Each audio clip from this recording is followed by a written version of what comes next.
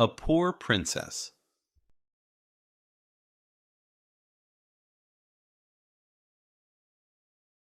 Once, in a faraway kingdom, there was a very pretty princess called Elara. People knew her for being very nice and kind.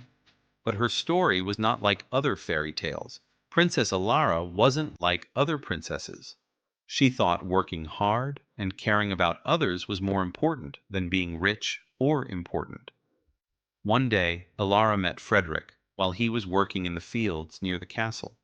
She saw how hard he worked and how kind he was to everyone he met. His honesty and warmth touched her heart, and she found herself drawn to him more and more each day. He wasn't rich or royal.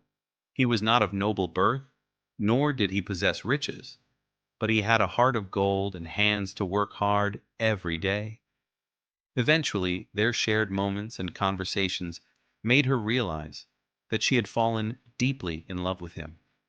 Even though they were different, Elara and Frederick fell deeply in love. They decided to get married. Even though some people didn't like that idea, they chose love over what society expected from them.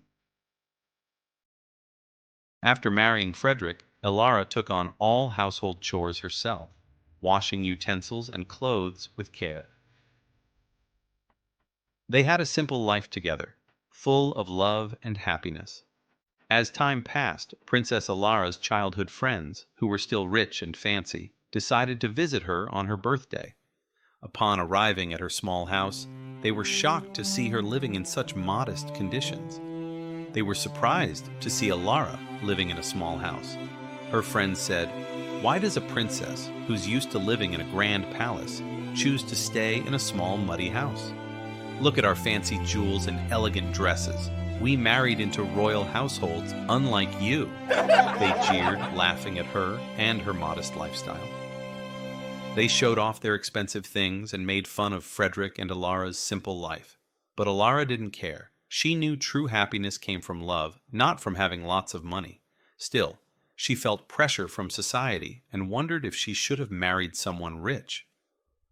Over time, Elara started feeling unhappy with her life. In her anger, Elara said hurtful things to Frederick, blaming him for their situation.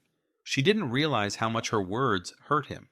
Frederick felt sad and alone, facing the pain of Elara's words and the struggle to make her happy. Frederick tried hard to make Elara happy. He worked extra hours, trying to earn more money.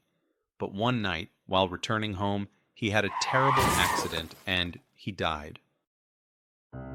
Elara was heartbroken. She realized the depth of Frederick's love for her. She remembered all the little things he did to make her happy, like bringing her flowers and telling her stories. She felt a deep sadness and regret for not appreciating him enough while he was alive.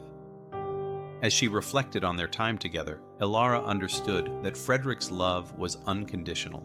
He never asked for anything in return, only wanting her happiness. Elara's regretful words echoed in her mind.